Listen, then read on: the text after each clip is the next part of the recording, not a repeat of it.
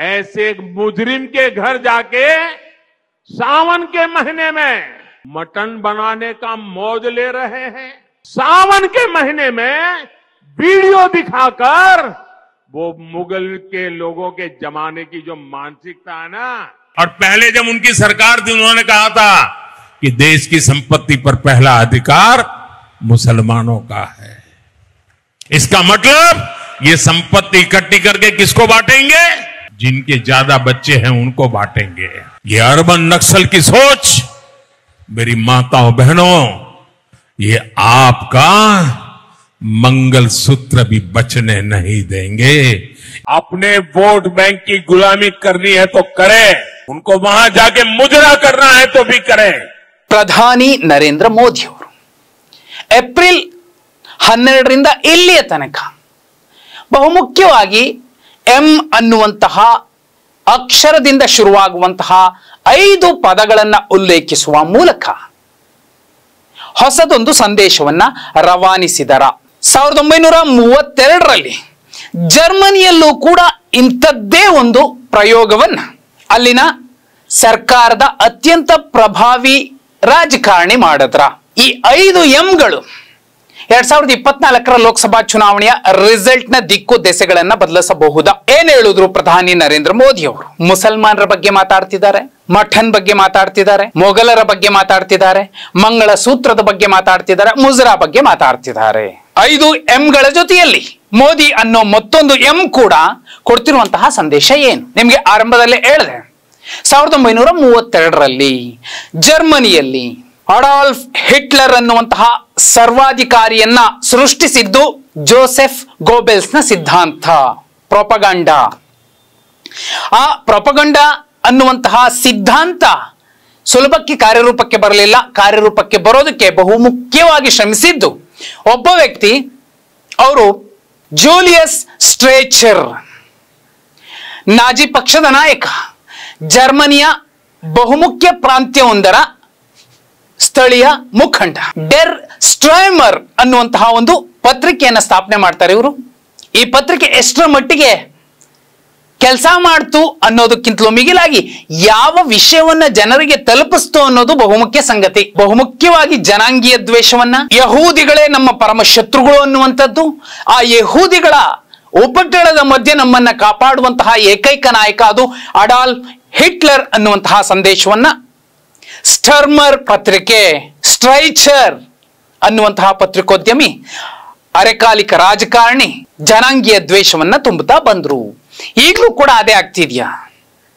ಯಾಕಂದ್ರೆ ಗೋಧಿ ಮೀಡಿಯಾದ ಮೂಲ ರೂವಾರಿ ಆದಿ ಪ್ರವರ್ತಕ ಯಾರಾದ್ರೂ ಇದ್ರೆ ಅದು ಜರ್ಮನಿಯಲ್ಲಿ ಇದ್ದಂತಹ ಇದೇ ಜೂಲಿಯಸ್ ಸ್ಟ್ರೈಚರ್.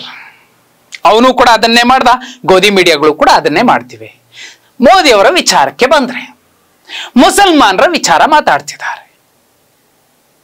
ಭಾರತದಲ್ಲಿ ಭಾರತದ ಸಂವಿಧಾನವನ್ನ, ಈ ನೆಲದ ಕಾನೂನನ್ನ ಒಪ್ಪಿಕೊಂಡಂತಹ ಬಹುಪಾಲು ಮುಸಲ್ಮಾನರಿದ್ದಾರೆ. ಅವರು ಕೂಡ ಈ ನೆಲದವರೇ. ಈ ನೆಲದಲ್ಲಿ ಉಳಿದವರಿಗೆ ಎಷ್ಟು ಹಕ್ಕು ಇದೆಯೋ ಅವರಿಗೂ ಕೂಡ ಅಷ್ಟೇ ಹಕ್ಕಿದೆ, ಬದುಕಲಿಕ್ಕೆ, ಬೆಳೀಲಿಕ್ಕೆ, ಜೊತೆಯಲ್ಲಿ ಹೊಂದ್ಕೊಂಡು ಹೋಗ್ಲಿಕ್ಕೆ. ಆದ್ರೆ ಮುಸಲ್ಮಾನರನ್ನ ಎಷ್ಟರ ಮಟ್ಟಿಗೆ ಮೋದಿಯವರು ವಿರೋಧಿಸ್ತಾ ಬರ್ತಿದ್ದಾರೆ ಚುನಾವಣೆಯ ಆರಂಭದಿಂದ ಇಲ್ಲಿಯ ತನಕ ಅಂದ್ರೆ, ಮುಸಲ್ಮಾನರು ಈ ನೆಲದವರೇ ಅಲ್ಲ ಅನ್ನೋ ರೀತಿಯಲ್ಲಿ ವರ್ತಿಸ್ತಿದ್ದಾರೆ, ಮಾತಾಡ್ತಿದ್ದಾರೆ. ಒಂದ್ ಕಡೆ ಹೇಳ್ತಾರೆ ಈ ಹಿಂದಿನ ಸರ್ಕಾರ ಸಂಪತ್ತು ಈ ನೆಲದ್ದು ಮೊದಲಿಗೆ ಯಾರು ಕೊಡ್ಬೇಕು ಅಂದ್ರೆ ಅದು ಮುಸಲ್ಮಾನರಿಗೆ ಕೊಡ್ಬೇಕು ಅಂತ ಹೇಳ್ತಾರೆ. ಆದ್ರೆ ಇವರು ನಿಮ್ಮ ಬೆವರಿನ ಹಣವನ್ನ ಯಾರು ಕೊಡ್ತಾರೆ ಗೊತ್ತಾ? ಅತಿ ಹೆಚ್ಚು ಮಕ್ಕಳನ್ನ ಇರ್ತಾರಲ್ಲ ಅಂತವ್ರು ಕೊಡ್ತಾರೆ ಅನ್ನೋ ಮೂಲಕ ಮುಸಲ್ಮಾನ ಮಹಿಳೆಯರನ್ನ ಬರೀ ಮಕ್ಕಳನ್ನ ಹೆರುವಂತಹ ಮೆಷಿನ್ಗೆ ಹೋಲಿಕೆ ಮಾಡಿ ಮಾತಾಡ್ತಾರೆ. ಮುಸ್ಲಿಂ, ಮಠನ್, ಮೊಘಲ್, ಮಂಗಳಸೂತ್ರ ಮತ್ತು ಮುಜರಾ, ಇಷ್ಟು 5 ಅಂಶಗಳನ್ನ ನೋಡಿದಾಗ ಇದನ್ನ 3 ರೀತಿ ವಿಭಾಗಿಸಬಹುದು. ಒಂದು, ಮಹಿಳೆಯರಿಗೆ ಎಷ್ಟರ ಮಟ್ಟಿಗೆ ಎಫೆಕ್ಟ್ ಆಗುತ್ತೆ, ಮುಸಲ್ಮಾನರಿಗೆ ಎಷ್ಟರ ಮಟ್ಟಿಗೆ ಎಫೆಕ್ಟ್ ಆಗುತ್ತೆ, ಮಾಂಸಾಹಾರಿಗಳಿಗೆ ಎಷ್ಟರ ಮಟ್ಟಿಗೆ ಎಫೆಕ್ಟ್ ಆಗುತ್ತೆ ಅಂತ. ಈ 3 ವಿಚಾರಗಳನ್ನ ನೋಡಿದಾಗ ಈ ದೇಶದಲ್ಲಿ ಸುಮಾರು 17ರಿಂದ 20 ಕೋಟಿ ಮುಸಲ್ಮಾನ ಮತದಾರರಿದ್ದಾರೆ. ಪತ್ರಿಕೆಯ ಒಂದು ವರದಿಯ ಪ್ರಕಾರ 101 ಲೋಕಸಭಾ ಕ್ಷೇತ್ರಗಳಲ್ಲಿ ಮುಸಲ್ಮಾನ ಸಮುದಾಯದ ಮತದಾರರು ಅತ್ಯಂತ ನಿರ್ಣಾಯಕರಾಗಿದ್ದಾರೆ ಅನ್ನುವಂಥದ್ದು. ಹಾಗಿದ್ರೆ ಪ್ರಧಾನಿ ನರೇಂದ್ರ ಮೋದಿ ಅವರ ಈ ಮಾತುಗಳನ್ನ ಗಂಭೀರವಾಗಿ ಆ ಸಮುದಾಯ ಪರಿಗಣಿಸಿದ್ರೆ 101 ಲೋಕಸಭಾ ಕ್ಷೇತ್ರಗಳಲ್ಲಿ ಮೋದಿಯೇತರ ಪಕ್ಷ, ಬಿಜೆಪಿಯೇತರ ಪಕ್ಷ, NDA-ಯೇತರ ಪಕ್ಷಕ್ಕೆ ಬಲವಾಗಿಯೇ ನಿಂತಿದ್ರೆ ಸುಲಭಕ್ಕೆ 101 ಸ್ಥಾನ ಗೆಲ್ಲಬಹುದಲ್ವಾ? ಎರಡನೇದು ಮಠನ್ ಹೇಳ್ತಾರೆ, ವಿಪಕ್ಷದ ನಾಯಕರು ಶ್ರಾವಣ ಮಾಸದಲ್ಲೂ ಕೂಡ ಮಾಂಸ ಮಾಡ್ಕೊಂಡು ತಿಂತಿದ್ದಾರೆ, ಅದು ತಪ್ಪು. ಅಷ್ಟಕ್ಕೆ ನಿಲ್ಸೋದಿಲ್ಲ, ಮೊಘಲರ ರೀತಿಯಲ್ಲಿ ಮಾಂಸ ಮಾಡ್ಕೊಂಡು ತಿಂದು ಅವರ ವಿಜೃಂಭಣೆಯ ದೃಶ್ಯಗಳನ್ನ ವಿಡಿಯೋ ಮಾಡಿ ತೋರಿಸಿದ್ರು ಅನ್ನುವಂತಹ ಮಾತನ್ನ ಹೇಳ್ತಾರೆ. ಯಾಕೆ ಇಲ್ಲಿ ಮಟನ್ ಮತ್ತು ಮೊಘಲ್ ಎರಡನ್ನೂ ಕೂಡ ಉಲ್ಲೇಖ ಮಾಡಿದ್ರು? ಮಟನ್ ತಿನ್ನುವವರೆಲ್ಲರೂ ಕೂಡ ಮುಸಲ್ಮಾನರು ಅನ್ನೋ ಧಾಟಿಯಲ್ಲೇ ಪ್ರಧಾನಿ ನರೇಂದ್ರ ಮೋದಿ ಅವರು ಮಾತಾಡಿದ್ರು. ಮೊಘಲರು ಕೂಡ ಹೇಳಿ ಕೇಳಿ ಇಸ್ಲಾಮನ್ನ ಒಪ್ಪಿದಂಥವ್ರು, ಅದನ್ನೇ ಗೌರವಿಸಿದಂಥವ್ರು, ಅದನ್ನೇ ಪ್ರಚಾರ ಮಾಡಿದಂಥವ್ರು. ಬಿಜೆಪಿ ಮತ್ತು RSS ಹೇಳ್ತಾ ಬಂದಿದ್ದೇನು? ಮೊಘಲರು ರಾಕ್ಷಸರು, ಕ್ರೂರಿಗಳು, ಇಸ್ಲಾಂ ಧರ್ಮದ ಪ್ರಚಾರಕ್ಕೋಸ್ಕರ ಹಿಂದೂಗಳ ಮಾರಣ ಹೋಮ ಮಾಡಿದ್ರು, ನಮ್ಮ ದೇವಾಲಯಗಳನ್ನ ಹೊಡೆದಾಕಿದ್ರು, ಎಲ್ಲವೂ ಕೂಡ RSS ಹೇಳುವ ರೀತಿಯಲ್ಲೇ ಒಪ್ಪೋಣ. ಆದ್ರೆ ಚರಿತ್ರೆಯನ್ನ ತೆಗೆದಾಗ ಕುರುವಂಶ ಮೊದಲಿಗೆ ಆಳುತ್ತೆ, ಮೌರ್ಯ ವಂಶ, ಕುಶಾಣರು, ಗುಪ್ತರು, ವರ್ಧನರು, ಗುರ್ಜಾರರು, ತೋಮಾರರು, ದೆಹಲಿಯ ಸುಲ್ತಾನರು, ಮೊಘಲರು, ಮರಾಠರು, ಬ್ರಿಟಿಷರು, ಆನಂತರದಲ್ಲಿ ಕಾಂಗ್ರೆಸ್, ಆನಂತರದಲ್ಲಿ ಜನತಾ ಪಾರ್ಟಿ, ಆನಂತರದಲ್ಲಿ ಬಿಜೆಪಿ, ಹೀಗೆ ಎಲ್ಲರೂ ಕೂಡ ಆಳ್ತಿದ್ದಾರೆ. ಆಳ್ವಿಕೆ ಅನ್ನುವಂಥದ್ದು ಒಂದು ನಿರಂತರ ಪ್ರಕ್ರಿಯೆ ಆಗಿದೆ ನಾಗರಿಕತೆ ಕಂಡುಕೊಂಡಂತಹ ಒಂದು ಸಮಾಜದಲ್ಲಿ. ಅದು ಪ್ರಜಾಪ್ರಭುತ್ವ ಇರಬಹುದು ಅಥವಾ ಸರ್ವಾಧಿಕಾರಿ ಪ್ರಭುತ್ವ ಇರಬಹುದು. ಆಯಾಯ ಅವಧಿಯಲ್ಲಿ ಆಯಾಯ ಕೆಡಕು ಮತ್ತು ಒಳಿತುಗಳು ನಡೆದೇ ಇರ್ತವೆ. ಕೆಲವರಿಗೆ ಒಂದು ಅವಧಿಯಲ್ಲಿ ತುಂಬಾ ನೋವಾಗಿರಬಹುದು, ಮತ್ತೊಂದು ಅವಧಿಯಲ್ಲಿ ಯಾರು ಸಪ್ರೆಸ್ಡ್ ಅವರಿಗೆ ಖುಷಿ ಆಗಿರಬಹುದು. ಆದರೆ ಈ ಪ್ರಕ್ರಿಯೆಯಲ್ಲಿ ಸೋತು ಗೆದ್ದವರು ಎರಡೂ ಕಡೆಯವರು ಇರ್ತಾರೆ. ಮತ್ತೆ ಹಳೆಯದ್ದನ್ನೇ ಹೇಳುವ ಬದಲಿಗೆ ದೈವಾಂಶ ಸಂಭೂತರಾದ ನರೇಂದ್ರ ಮೋದಿ ಅವರು ಒಳಿತನ್ನೇ ಯಾಕೆ ಮಾಡಬಾರದು ಎಲ್ರಿಗೂ ಕೂಡ? ಯಾರೋ ಮುತ್ತಾತನ ಕಾಲದಲ್ಲಿ ಮಾಡಿದ ತಪ್ಪಿಗೆ ಅವನ ಮರಿಮೊಮ್ಮಗನ ಕಾಲದಲ್ಲಿ ಅವನಿಗೆ ಶಿಕ್ಷೆ ಕೊಡುವಂಥದ್ದು ಎಷ್ಟು ಸರಿ? ಅದು ಹಿಂದೂ ಇರಲಿ, ಮುಸ್ಲಿಂ ಇರಲಿ, ಕ್ರೈಸ್ತ ಇರಲಿ, ಪಾರ್ಸಿ ಇರಲಿ, ಜೈನ ಇರಲಿ, ಬೌದ್ಧ ಇರಲಿ, ಇಲ್ಲೂ ಕೂಡ ಮಠನ್ ಮತ್ತು ಮೊಘಲ್ ಎರಡೂ ಅಂಶಗಳನ್ನ ತಗೊಂಡಾಗ ಇಡೀ ದೇಶದಲ್ಲಿ ಕೇವಲ 20% ಸಸ್ಯಾಹಾರಿಗಳಿದ್ದಾರೆ, ಸುಮಾರು 80% ಮಾಂಸಾಹಾರಿಗಳಿದ್ದಾರೆ. ಹಾಗಿದ್ರೆ ಮಟನ್ ತಿನ್ನೋರೆಲ್ಲರೂ ಕೂಡ ಮೊಘಲರ ರೀತಿಯಲ್ಲಿ ದುಷ್ಟರು, ಕ್ರೂರಿಗಳು ಅನ್ನೋದಾದ್ರೆ, ಮಟನ್ ತಿನ್ನೋರೆಲ್ಲರೂ ಕೂಡ ಮುಸಲ್ಮಾನರು ಅನ್ನೋದಾದ್ರೆ, 80% ಮಾಂಸಾಹಾರಿಗಳು ಯಾವ ರೀತಿ ವರ್ತಿಸಬೇಕು? 543 ಲೋಕಸಭಾ ಕ್ಷೇತ್ರಗಳ ಪೈಕಿ 400ಕ್ಕೂ ಅಧಿಕ ಲೋಕಸಭಾ ಕ್ಷೇತ್ರಗಳಲ್ಲಿ ಮೋದಿಯೇತರ ಪಕ್ಷಕ್ಕೆ, ಬಿಜೆಪಿಯೇತರ ಪಕ್ಷಕ್ಕೆ, NDA-ಯೇತರ ಪಕ್ಷಕ್ಕೆ ಮತ ಹಾಕಬಹುದಲ್ವಾ? 4ನೇ M ಮಂಗಳಸೂತ್ರ. ಮಂಗಳಸೂತ್ರದ ಬಗ್ಗೆ ದೊಡ್ಡದಾಗಿ ಏನು ಹೇಳೋದೇ ಬೇಡ. ಮಂಗಳ ಸೂತ್ರ, 2 ಪದ. ಮಂಗಳ ಸೂತ್ರ ಒಳಿತಿಗಾಗಿ ಸೇರಿಸುವಂಥದ್ದು, ಒಳಿತು ಮತ್ತು ಸೇರಿಸು ಸೂತ್ರ. ಮಂಗಳಸೂತ್ರದ ಬಗ್ಗೆ ಹರಿಶ್ಚಂದ್ರ ಕಾವ್ಯದಲ್ಲಿ ಇರಬಹುದು, ಮತ್ತೊಂದು ಮಗದೊಂದು ಸಾಧ್ವಿಯರ ಪುರಾಣ ಲೀಲೆಗಳೇನಿದಾವೆ ಅಲ್ಲೆಲ್ಲ ಕಡೆ ನೋಡಿದಾಗ ಮಂಗಳಸೂತ್ರಕ್ಕೆ ಬಹುದೊಡ್ಡ ಮೌಲ್ಯ ಇದೆ. ಗಂಡನಲ್ಲದವನು ಮಂಗಳಸೂತ್ರವನ್ನ ನೋಡೋಕಾಗೋದಿಲ್ಲ ಅನ್ನುವಂತಹ ಒಂದು ಮಾತಿತ್ತು.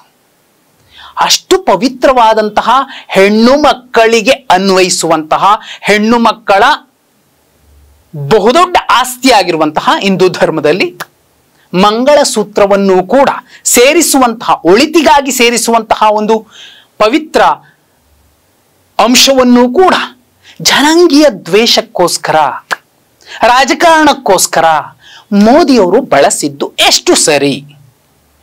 ಇದನ್ನ ಸಾಧ್ವಿಯರು, ಯಾರೆಲ್ಲ ಹಿಂದೂ ಧರ್ಮದಲ್ಲಿ ಮಂಗಳಸೂತ್ರವನ್ನ ಕಟ್ಟಿಕೊಂಡ ಗಂಡನೇ ಮಂಗಳಸೂತ್ರಕ್ಕೆ ಕೈ ಹಾಕಿದಾಗ ದುರ್ಗಿಯರಾಗುವಂತಹ ಹೆಣ್ಮಕ್ಳು ಇದ್ದಾರೆ, ಅದು ತಪ್ಪು ಅಂತ ಹೇಳುವಂತವರು ಇದ್ದಾರೆ. ಅಷ್ಟು ಪವಿತ್ರವಾದ ವಸ್ತುವನ್ನು ಕೂಡ ರಾಜಕಾರಣಕ್ಕೆ ಎಳೆದು ತಂದ ಮೋದಿಯವರ ನಡೆ ನುಡಿ ಬಗ್ಗೆ ಆ ಹೆಣ್ಣು ಮಕ್ಕಳು ಯಾವ ರೀತಿ ವರ್ತಿಸಬಹುದು ಚುನಾವಣೆಯಲ್ಲೂ ಕೂಡ? ಯಾಕಂದ್ರೆ ಸುಮಾರು 48% ಮಹಿಳೆಯರಿದ್ದಾರೆ ಅನ್ನೋದಾದ್ರೆ 2011ರ ಜನಗಣತಿಯ ಪ್ರಕಾರ 67 ಕೋಟಿ ಹೆಣ್ಣು ಮಕ್ಕಳು ಭಾರತದಲ್ಲಿದ್ದಾರೆ. ಪ್ರತಿ ಲೋಕಸಭಾ ಕ್ಷೇತ್ರದಲ್ಲೂ ಕೂಡ ಅರ್ಧದಷ್ಟು ಅವರ ಮತ ಕೂಡ ನಿರ್ಣಾಯಕ. ಆ ಹೆಣ್ಣು ಮಕ್ಕಳು ಮೋದಿಯೇತರ ಪಕ್ಷಕ್ಕೆ, ಬಿಜೆಪಿಯೇತರ ಪಕ್ಷಕ್ಕೆ, NDA-ಯೇತರ ಪಕ್ಷಕ್ಕೆ ಮತ ಹಾಕಿದ್ರೆ ಏನಾಗಬಹುದು? M effect. ಇನ್ನು ಮುಜರಾ ವಿಚಾರಕ್ಕೆ ಬಂದ್ರೆ ಇದನ್ನ ಮೊಘಲರ ಕಾಲದ ಒಂದು ನೃತ್ಯ ಕಲೆ ಅಂತ ನಾವು ಕನ್ಸಿಡರ್ ಮಾಡಬಹುದು. 15ನೇ ಶತಮಾನದ ಮುಜರಾವನ್ನ ಈಗ ಯಾಕೆ ಇವರು ಉಲ್ಲೇಖ ಮಾಡಿದ್ರು? ಮುಜರಾ ಮೊಘಲರ ಕಾಲಕ್ಕೆ ನಿಲ್ಲಲಿಲ್ಲ. ಮೊಘಲರ ಕಾಲದಲ್ಲೂ ಕೂಡ ವೇಶ್ಯೆ, ನರ್ತಕಿ ಆ ನೃತ್ಯವನ್ನ ಮಾಡೋ ಮೂಲಕ ಯಾರೆಲ್ಲ ಗಣ್ಯಾತಿ ಗಣ್ಯರಿದ್ರು ಅವರನ್ನ ರಂಜಿಸ್ತಿದ್ರು. ಇವತ್ತಿಗೂ ಕೂಡ ಬಾಲಿವುಡ್ನ ಸಿನಿಮಾಗಳಲ್ಲಿ ಮುಜರಾ ನರ್ತಕಿಯನ್ನ ತೋರಿಸೋದು ವೇಶ್ಯೆ ರೀತಿಯಲ್ಲೇ. ಆದ್ರೆ ಇಂಥದ್ದೊಂದು ಕೆಟ್ಟ ಪದ್ಧತಿಗೆ ಒಳಗಾದಂತಹ ಹೆಣ್ಣುಮಕ್ಕಳು, ಇಂಥದ್ದೊಂದು ದುಷ್ಟ ಜಾಲಕ್ಕೆ, ಅದು ಕೂಡ ಕೆಟ್ಟ ಗಂಡಸು ಸೃಷ್ಟಿಸಿದಂತಹ ದುಷ್ಟ ಜಾಲಕ್ಕೆ ಬಲಿಯಾದಂತಹ ಹೆಣ್ಣುಮಕ್ಕಳು, ಸ್ತ್ರೀ ಸಂಕುಲ ಯಾವ ರೀತಿ ಮಮ್ಮಲ ಮರುಗಬಹುದು? ಅದು ಕೂಡ ರಿಸರ್ವೇಶನ್ ವಿಚಾರಕ್ಕೆ ಮಾತಾಡುವಂತಹ ಸಂದರ್ಭದಲ್ಲಿ ಇಂಡಿಯಾ ಕೂಟ ಹೋಗಿ ಮುಜರಾ ಮಾಡ್ಲಿ ಅನ್ನುವಂತಹ ಮಾತನ್ನ ಹೇಳ್ತಾರಲ್ಲ ಪ್ರಧಾನಿ ನರೇಂದ್ರ ಮೋದಿ ಅವರು. ಯಾರಿಗೆ ಹೇಳಿದ್ರು? ದಲಿತರಿಗ, ಮುಸಲ್ಮಾನರಿಗ, ಹಿಂದುಳಿದವರಿಗ, ಅವರ ಪರವಾಗಿ ನಿಂತು ಧ್ವನಿ ಎತ್ತುತ್ತಿರುವಂತಹ ಒಂದು ಪಕ್ಷಕ್ಕ? ಈ ಎಲ್ಲ ಎಂಗಳು ಕೂಡ ಮೋದಿ ಅನ್ನೋ ಎಂ ಜೊತೆಯಲ್ಲಿ ಸೇರ್ಕೊಂಡು ಬಹುದೊಡ್ಡ ಎಫೆಕ್ಟ್ ಅನ್ನ ಮಾಡಬಹುದು ಅನ್ನುವಂಥದ್ದು ಚರ್ಚೆ.